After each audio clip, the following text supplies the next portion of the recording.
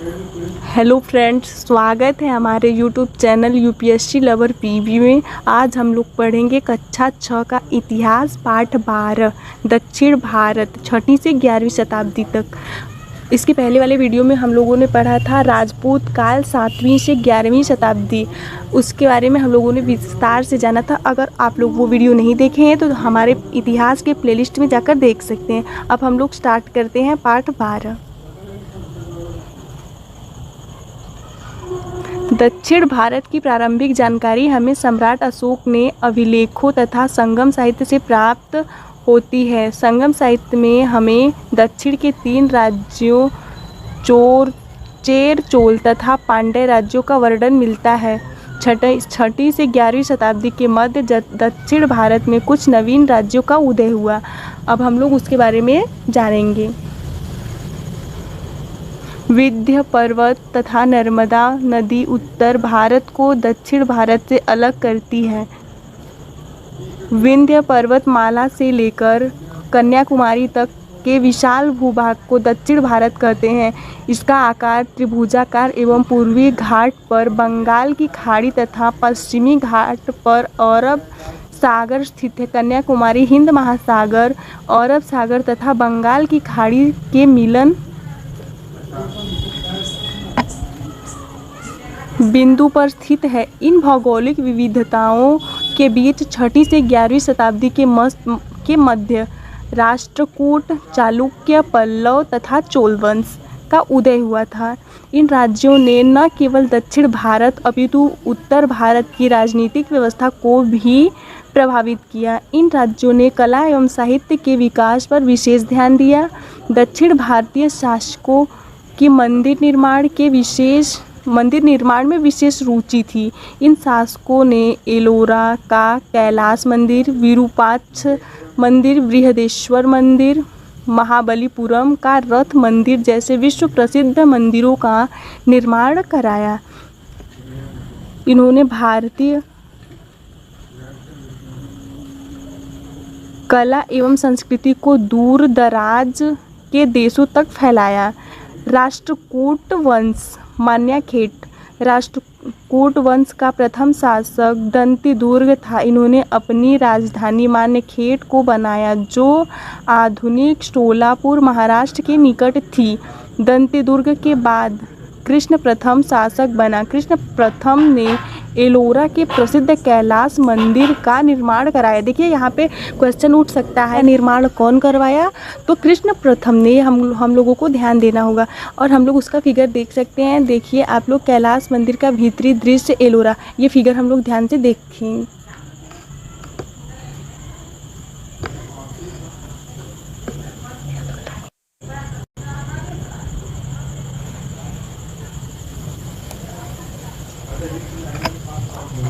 अब हम लोग चालुक्य वातापी के बारे में जानेंगे। चालुक्य वंश के संस्थापक पुलकेशिन प्रथम थे। इन्होंने वातापी को अपनी राजधानी बनाया। वातापी का आधुनिक नाम बादामी है जो कर्नाटक राज्य के बागलकोट जिले में स्थित है। इसी वंश के प्रतापी शासक पुलकेशिन द्वितीय ने उत्तर भारत के सम्राट हर्षवर्धन को युद्ध में पराजित किया था। चालुक्य शासकों ने कई मंदिरों का निर्माण कराया जिसमें वातापी का विरूपाक्ष मंदिर बहुत प्रसिद्ध है। जैसे इसका फिगर हम लोग देख सकते हैं कि वातापी का विरूपाक्ष मंदिर कैसा है। तो देखिए और कमेंट में बताइए कि ये मंदिर कैसा है।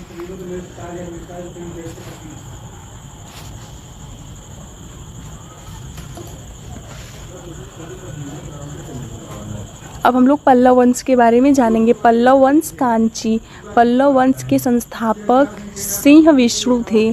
पल्लव शासकों के कांची को राजधानी बनाया। वर्तमान समय में यह स्थान तमिलनाडु राज्य में स्थित है। सिंह विष्णु के बाद महेंद्र वर्मन, नरसिंहवर्मन प्रथम, महेंद्र वर्मन द्वितीय, राज सिंह आदि शासक हुए। इस वंश के शासकों में महाबलीपुरम में बने रथ मंदिर को बनवाया। यह मंदिर एक विशाल पत्थर को काटकर बनाया गया है। पल्लवों के काल में कला के क्षेत्र में अत्यधिक प्रगति हुई। जैसे महाबलीपुरम का मंदिर हम लोग फिगर में देख सकते हैं।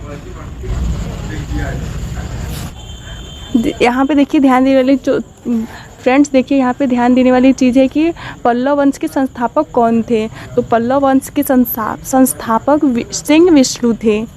अब हम लोग जानेंगे चोल वंश। तंजौर।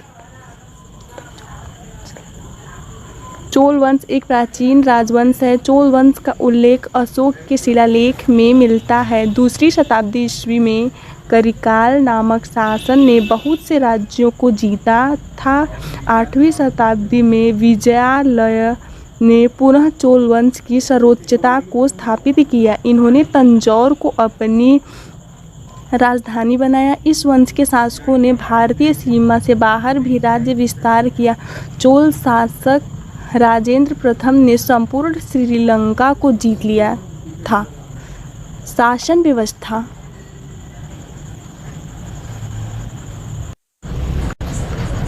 अब हम लोग शासन व्यवस्था के बारे में जानेंगे। दक्षिण भारत के राज्यों की कई शासन व्यवस्था में राजा ही सर्वोपरि होता था।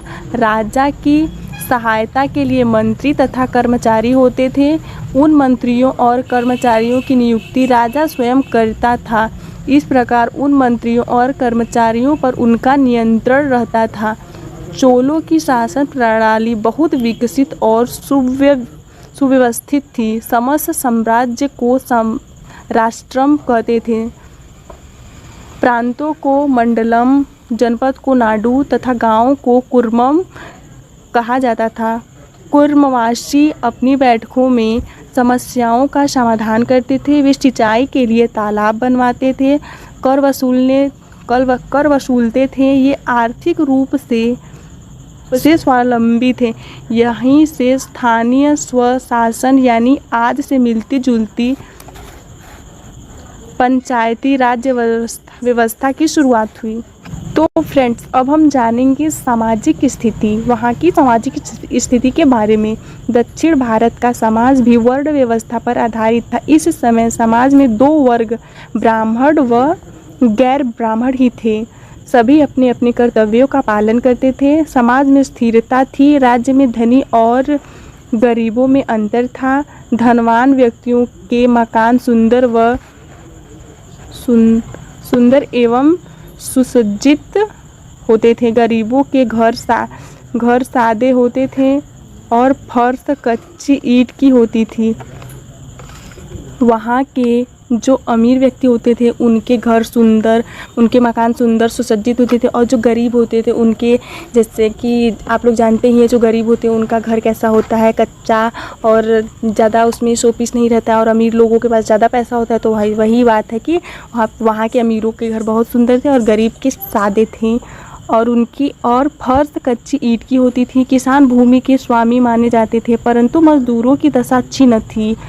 कृषि मजदूर दासों की तरह ही थे। जो वहाँ के खेती करने वाले थे वो जैसे मजदूर, जैसे किसी के घर कोई व्यक्ति काम करता है, नौकर होता है, उसी दास की तरह वहाँ के कृषि भी थे। धार्मिक स्थिति। अब हम लोग यहाँ के धार्मिक स्थिति के बारे में जानेंगे। दक्षिण भारत के शासक हिंदू धर्म को मानने वाले थे। वे अन्य धर्मों के प्रति भी उदार थे। वे बौद्ध एवं जैन धर्म के विहारों तथा मंदिरों के निर्माण हेतु भी दान दिया करते थे। समाज में विष्णु तथा शिव की पूजा विशेष रूप से होती थी। वहाँ पे समाज में विष्णु तथा शिव की पूजा विशेष रूप से होती थी। शंकराचार्य ने उत्तर, दक्षिण, पूर्व और पश्चिम क्षेत्रों में मठों की स्थापना की। इन्होंने आत्मा और परमात्मा को एक बताया। 11वीं शताब्दी में दक्षिण के रामानुजाचार्य ने शक्ति और ज्ञान को ईश्वर प्राप्ति का साधन बताया। कला और साहित्य को बढ़ावा।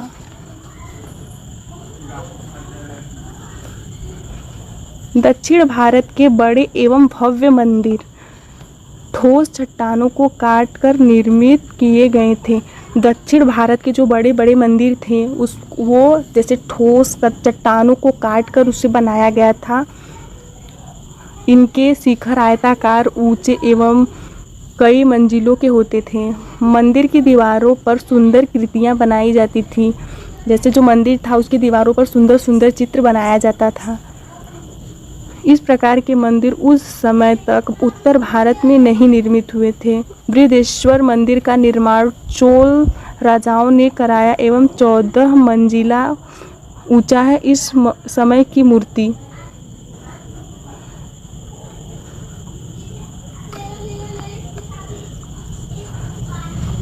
कला भी विकसित थी। इस मंदिर में धातु की बनी नटराज की सुंदर मूर्ति स्थापित है। जैसा कि फ्रेंड्स हम लोग फिगर में देख सकते हैं, बृहदेश्वर मंदिर का फिगर देख लीजिए।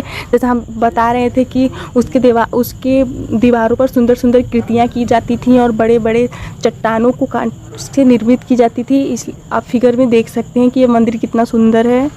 अब हम लोग साहित्य की प्रगति के बारे में जानेंगे और ये नटराज की मूर्ति भी आप फिगर में देख सकते हैं। साहित्य की प्रगति। दक्षिण भारत के राजा शिक्षा व साहित्य के प्रेमी थे। अंततः दक्षिण भारत में संस्कृत व तमिल के अलावा अन्य स्थानीय भाषाओं जैसे कन्नड़ की भी पर्याप्त उन्नति हुई। पल्लव शासकों के समय में संस्कृत भाषा की विशेष उन्नति हुई। कांचीपुरम पल्लवों की राजधानी होने के अलावा तमिल और संस्कृत के अध्ययन का केंद्र भी था। महान संस्कृत कवि दंडी पल्लव राजा नरसिंह वर्मन द्वितीय की राजसभा में थे। कंबन द्वारा लिखित रामायण ग्रंथ तुलसीकृत रामचरितमानस की भांति दक्षिण में लोकप्रिय है।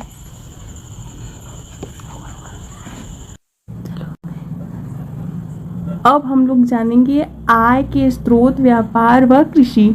दक्षिण भारत में मसालों का उत्पादन बहुत होता है। वे अपने इन प्राकृतिक संसाधनों एवं व्यापार से बहुत लाभ उठाते रहे। दक्षिण पूर्व एशिया से इनके अच्छे व्यापारिक संबंध थे। प्राचीन काल में ये लोग यूनान, रोम व मिस्र के साथ, दूसरी ओर मलय द्वीप समूह के साथ तथा वहां से चीन के साथ व्यापार करते थे। इनका प्रमुख बंदरगाह महाबलीपुरम था, जो स्थानीय व सुदूर व्यापार के कारण राजकोष की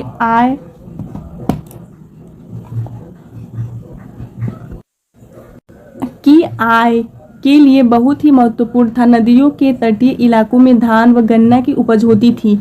दक्षिण भारत विदेशों से संपर्क।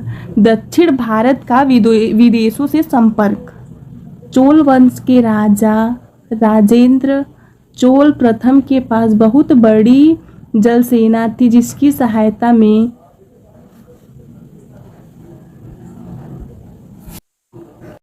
सहायता से उन्होंने दक्षिणी पूर्वी एशिया के भूभाग लंका, निकोबार द्वीप, मलाया तथा मलाया द्वीप समूहों के अपने संपर्क बनाए।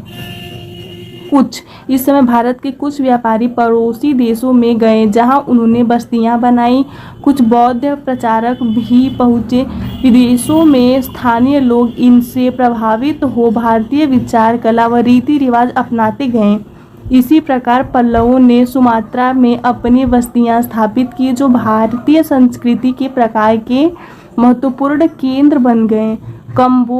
कंबोडिया और चंपा, जिसके शासक शैव थे, ने कंबोज का संस्कृत भाषा का केंद्र बनाया और असंख्य लेख संस्कृत भाषा में लिखवाए। भारतीय स्थानीय लोगों के साथ घुल मिल गए, जिससे भारतीय कला, साहित्य एवं भाषा का विस्तार हुआ। आज भी इसका प्रभाव वहाँ की स्थानीय संस्कृति में दिखाई देता है।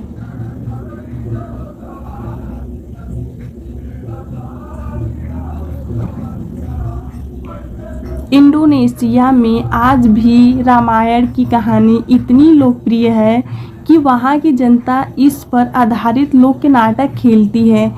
इंडोनेशिया भाषा में आज भी कई संस्कृत के शब्द हैं।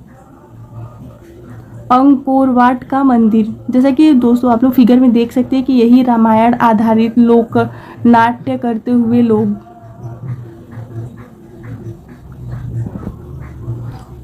अंकोर वाट का मंदिर, यह मंदिर कंबोडिया में स्थित है। यह मंदिर विश्व की धरोहर है। इस मंदिर की दीवारों पर रामायण महाभारत की कहानियाँ उभरी हुई मूर्तियों में अंकित हैं। जैसा कि आप लोग फिगर देख सकते हैं, अंकोर वाट का मंदिर यहाँ फिगर में, और भी कई फिगर हैं दोस्तों, आप लोग देख लीजिएगा। और ये अंकोर वाट का मंदिर भी आप लोग फिगर में देख लीजिए और हमें कमेंट में बताइए कि ये मंदिर कैसा है। और ये मंदिर विश्व का धरोहर है, इसे देखिए और इसके बारे में जानिए और पढ़िए और सब्सक्राइब करते रहिए। अद्भुत बात है कि संसार का सबसे विशाल बौद्ध मंदिर भारत में नहीं अपितु बोरोबुदुर इंडोनेशिया में है। जैसा कि आप लोग फिगर में देख सकते हैं कि बोरोबुदुर का बौद्ध मंदिर, ये फिगर है, देख लीजिए। और दोस्तों अगर आपको हमारा वीडियो अच्छा लगा हो तो लाइक करिए, चैनल को सब्सक्राइब करिए, अपने दोस्तों में भी शेयर करिए।